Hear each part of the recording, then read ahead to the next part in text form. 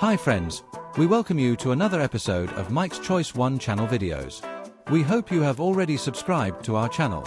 This time we are going to take you to unseen parts of Galle in Sri Lanka. Galle is a city near to sea on the southern coast of Sri Lanka. It is around 130 kilometers from Colombo. It is known for Old Fort done during Portuguese and expanded by Dutch during their occupation of coastal areas of Sri Lanka. But as you see in this video, I am going to show a side that you may have not seen before. Yes, we started with early morning shot as seen from top of a hill in Galle. We stayed with a family of a master craftsman. So they prepared a morning porridge with kittle palm powder, which would be as per good old customs. Then had a fantastic buffet of Sri Lankan food for breakfast. After our breakfast, we went to visit my mother. You would see a typical Sri Lankan house in Galle which has been converted to an elders facility now. But I'm not planning to invade their privacy and therefore you would not see any person in that facility. After visiting this facility, I'm going to take you around Galle Fort and then to inside the Galle Fort. Here you see the front of the Galle Fort. It was initially built by Portuguese in 1729, so 300 years ago. The fortification is around 3 kilometers and over 1 meter thick. Walking along the ramparts is also a nice way to spend your evening. We have done this number of times. Inside the fort is a mixture of architecture, with Dutch colonial buildings, ancient mosques and churches, and grand mansions. Here, you will find cafes, restaurants, boutiques, museums, and hotels. It is also a thriving commercial centre. With a relatively flat area of only 0.52 square kilometers within the fortifications, Galle Fort is easy to walk around and see everything.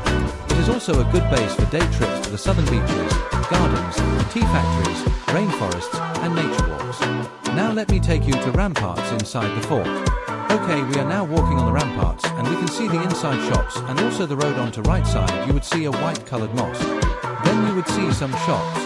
On the ramparts we see nicely paved area to walk. I think this is a new addition due to heavy traffic of tourists. I do not remember such a paved path during good old days when we lived in Galle. There you see the mosque again. Do you see the little pond inside the mosque premises? Let us walk a little bit more. Okay, let us get to a bit more higher and closer to sea now. I think when you come here you would like to watch the sea and waves even for a whole day. Would you agree? You can see the Unawatuna area or what is called Rumasala Hills onto your left when you face the sea. Okay, now we are heading towards the Galle Lighthouse which has guided mariners for a long time. It is not very tall. It is known as Point de Galle, maintained by Sri Lanka Ports Authority. When you look left you would see many shops and restaurants too. Okay, next you would see a cannon used in the past. As you know, this has been a fort and they needed cannons to protect the fort. If you visit the museum you would see the cannons and also the ammunition used in these cannons. So you would also notice that they had made space in the fort for them to fire using those cannons. Let us walk a bit more.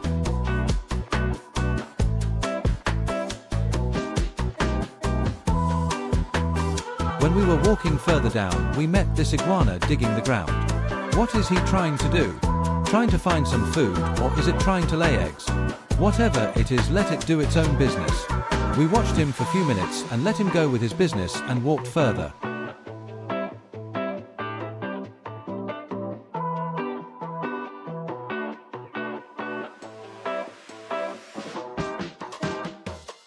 While walking we found another cannon.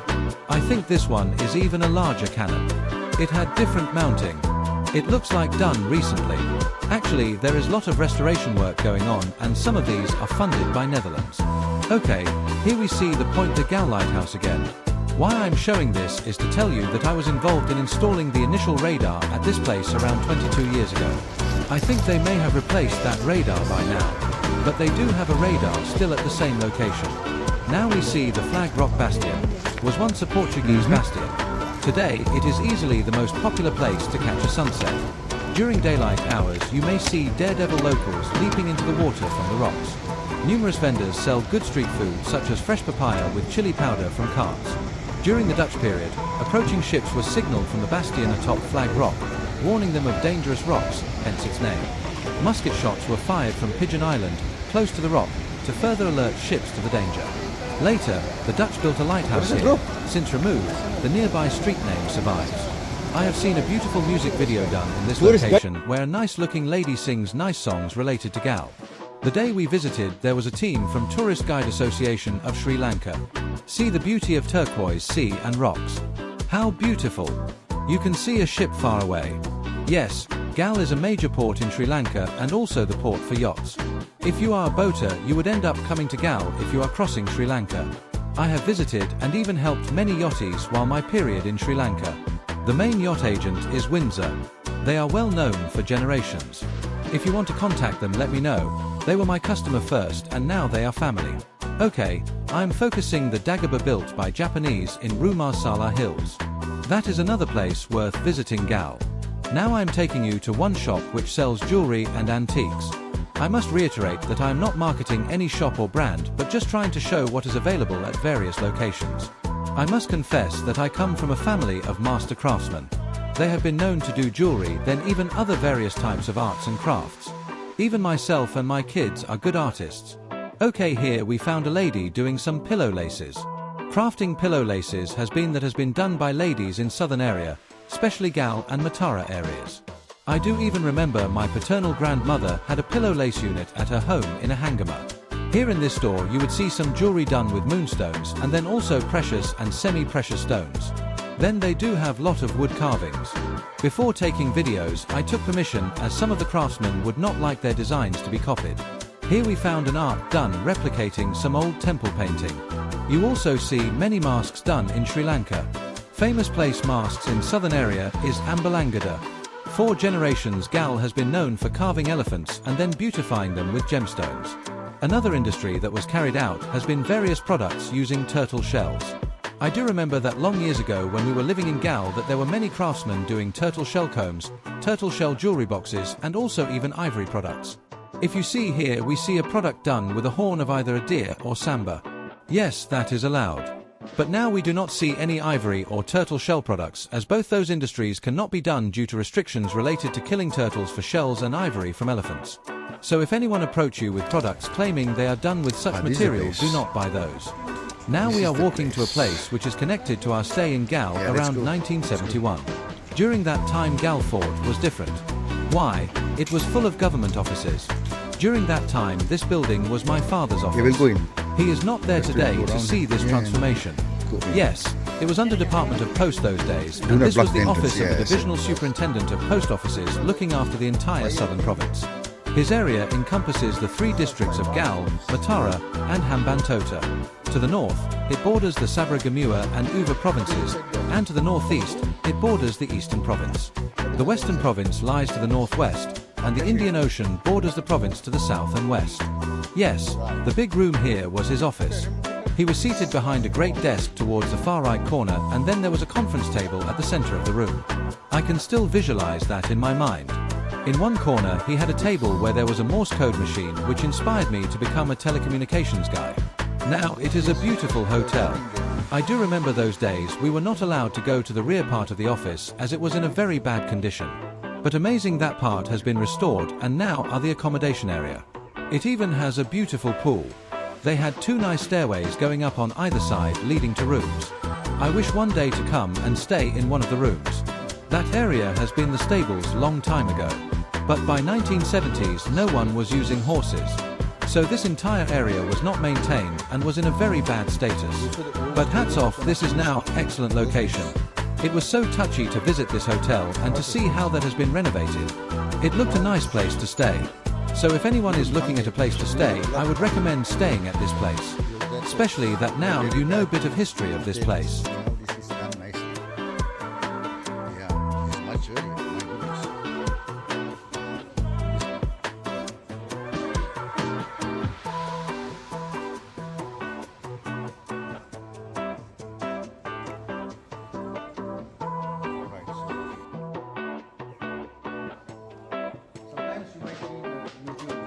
Later. Okay, thank you very much.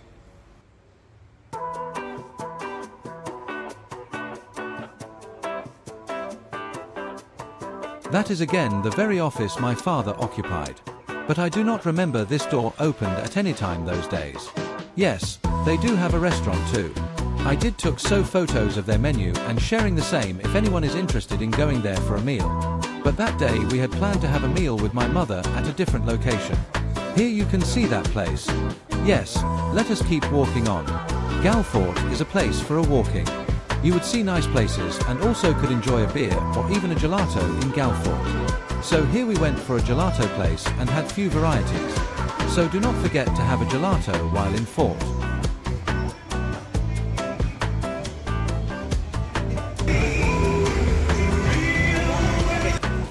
When you walk in Fort, you would come across many interesting places. One a different day, we went to this upmarket nice restaurant. They would greet you with traditional ayubowan as done in many hotels and also in restaurants. It has been a meeting place for Galle City Council many years ago. The name is 1710 and I think that is the building number of this location. As it was a warm and humid day, we did not want to stay outside and selected to be seated inside the air-conditioned area. They also have a jewelry shop in one corner of this premises. Inside was beautiful decorated, and I am told the wife of the owner is from Middle Eastern part of the world and it was decorated accordingly. Presentation of food was excellent too. My beer was presented in a fantastic manner and I have seen similar setup in Vietnam or that part of the world. Even the food was great. After the meal we walked around the location and we also learned that they had rooms in this place too. We also visited their jewelry shop area, but did not purchase any as we were living with a master goldsmith.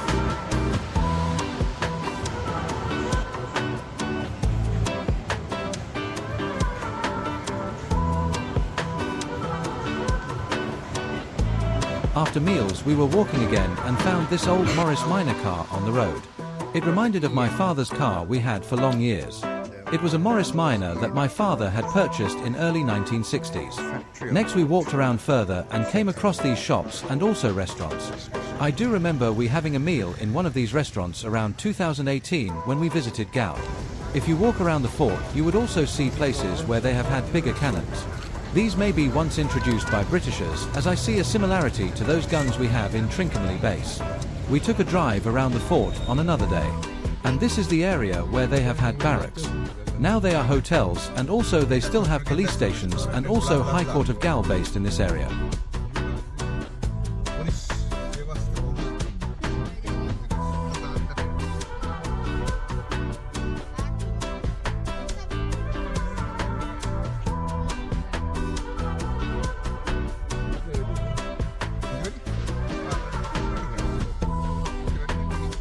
When it gets dark, you would see those old street lamps from yesteryear coming to live. Some of them have been replaced with antique look as it was during good old Dutch days. If you want to taste a gadamba roti, there is a small roti hut near to mosque and they taste excellent. I also had a plane team from the roti hut. We were walking and came across the Maritime Museum. This is a must-visit places inside Galle Fort. I did that on a different day. Then you would see some old churches. And one of them is very old, and they do have old tombs with human remains. Okay, let's go. No, very then.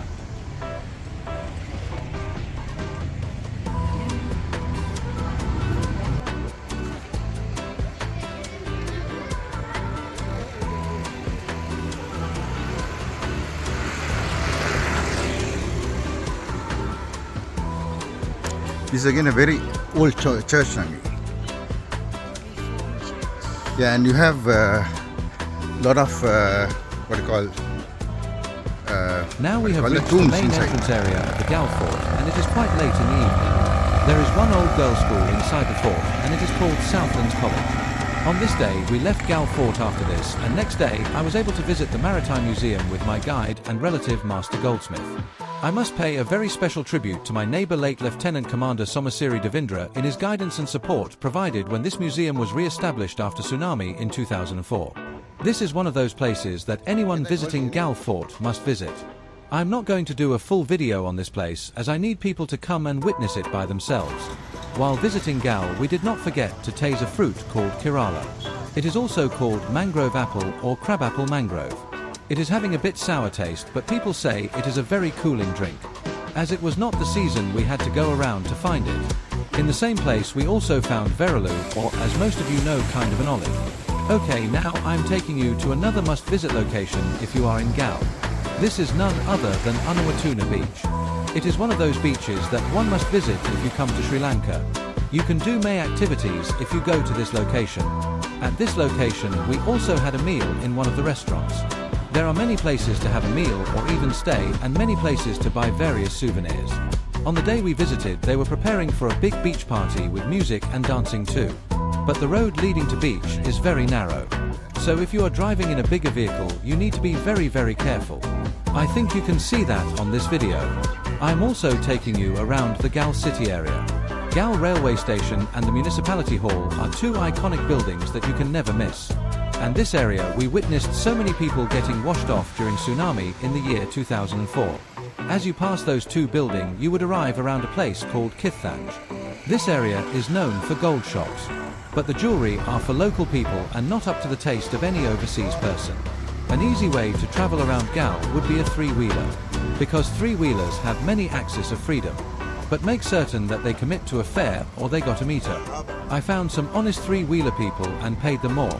I even retained their contact numbers. So go down to places where you can find normal life, like roadside vendors who sell fresh vegetables from the area like breadfruit or jackfruit or even Kerala and good banana. They would give you a good price and you can enjoy those fruits as they are mostly naturally ripened. Thanks for watching this video.